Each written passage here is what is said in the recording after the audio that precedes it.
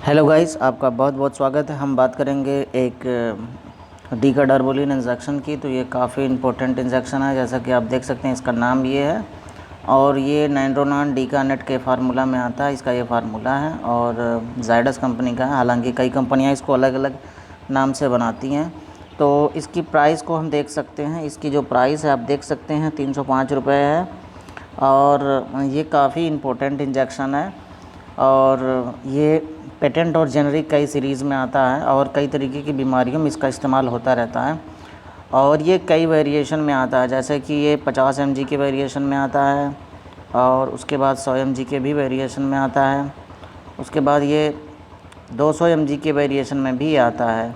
तो ये इंजेक्शन काफ़ी इम्पोर्टेंट है और बहुत ही अच्छा इंजेक्शन है और मल्टी डिजीज़ में इसका इस्तेमाल करते हैं। कॉमन इंजेक्शन है।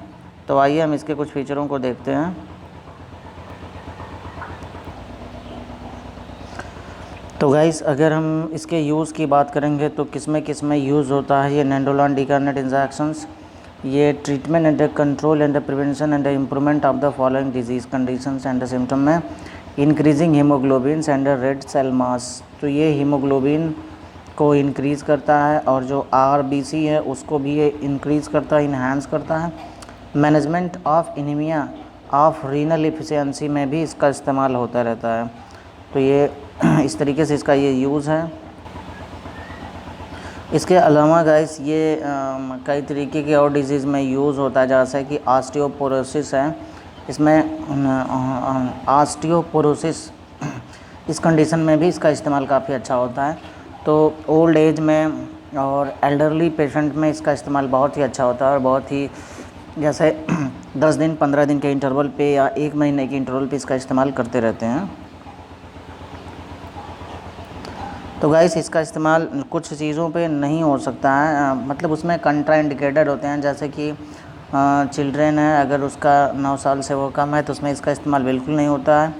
और उसके बाद जो monitor blood sugar level regularly इसको मॉनिटर करते रहते हैं, जिसमें अगर कोई ज़्यादा डिफरेंसेस आ रहे हैं, मतलब अगर ब्लड शुगर लेवल बहुत हाईली इंक्रीज़ या हाईली डिक्रीज़ हो रहे हैं तो इस कंडीशन में भी इसका इस्तेमाल नहीं किया जा सकता है।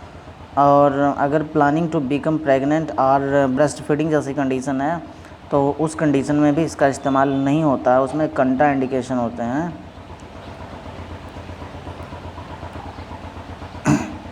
तो गाइस, और इसके साथ ही साथ आप देख सकते हैं इसमें जो अगर एंकल स्विलिंग है और अगर बैल्डनेस है, ब्रेस्ट ग्रोथ हो रहा है और चेंजेस इन स्किन कलर हो रहा है, डायरिया हो रहा है, चेंजेस इन सेक्स ड्राइव हो रहा है, नोज़िया है, स्लीपनेस है, तो ऐसी कंडीशन में ये साइड इफ़ेक्ट शो कर सकता है। तो जब शो करता है तब इसका यूज़ बंद कर देते हैं, इसका इस्तेमाल नहीं करते हैं। तो ऐसी कंडीशन में एक कंट्राइंडिकेटेड या कुछ तरीके का साइड इफ़ेक्ट शो करता है।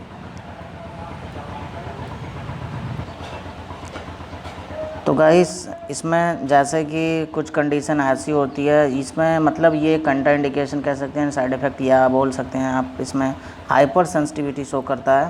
तो हाइपर सेंसिटिविटी जैसे मोड में, जैसे कि आप देख सकते हैं इसमें ये एज का भी बाउंडेशन होता है, मतलब ज़्यादा कम एज नहीं होनी चाहिए, नहीं तो ये मतलब बहुत जल्दी इंटरेक्ट कर जाता है। उसके बाद हाइपर सेंसिटिविटी अगर किसी इंडिविजुअल का है तो उस कंडीशन में भी इसका इस्तेमाल बिल्कुल नहीं कर सकते हैं। और किसी को एक्यूट किडनी प्रॉब्लम है, एक्यूट गाइस यहाँ पे एक्यूट वर्ड होता है, यूज़ होगा किडनी प्रॉब्लम में नहीं, अगर एक्यूट किडनी प्रॉब्लम है तो उसमें इसका इस्तेमाल नहीं होता है। और प्रेग्नेंट की कंडीशन में भी इसका इस्तेमाल डॉक्टर के एडवाइस पे होता है, मगर डॉक्टर के एडवाइस पे होता है, बहुत कम रेयर केस में करते हैं। और प्रोस्टेट कैंसर में, अगर मेल में प्रोस्टेट कैंसर है या बिनाइन प्रोस्टेटिक हाइपरप्लेसिया जैसी कंडीशन है प्रोस्टेट में, तो उसमें इसका इस्तेमाल कंट्रा इंडिकेटेड होता है, इसका इस्तेमाल नहीं कर सकते हैं। तो गाइस, ये इंजेक्शन काफ़ी इम्पोर्टेंट है और ये आफ्टर सर्जरी जो होता है, आफ्टर सर्जरी ऐसी कंडीशंस में, और जब पेशेंट बहुत क्रिटिकल केयर में होते हैं उसके बाद उसमें भी इसका इस्तेमाल होता है, उसके मैनेजमेंट में होता है। और हाईली वीकनेस है बॉडी में, तो उस कंडीशन में भी इसका इस्तेमाल होता है। तो ऐसी तमाम कंडीशन में इसका इस्तेमाल होता है। काफ़ी ये अच्छा ड्रग है, बहुत इम्पोर्टेंट है। और इसकी प्राइस अकॉर्डिंग टू ब्रांड ये आगे पीछे हो सकती है। और गाइस जो इंजेक्शन है ये जनरली जो है वो आईएम यूज़ में होता है, मतलब इंट्रामस्कुलर में ये यूज़ होता है। और ये काफ़ी इन्हांसिंग, मतलब एनर्जी इन्हांसिंग इसको बोल सकते हैं इस इंजेक्शंस को, कि ये एनर्जी इन्हांसिंग इंजेक्शन है। तो इस तरीके से इस इंजेक्शन की मतलब फीचर हैं। तो ये काफ़ी इम्पोर्टेंट इंजेक्शन है।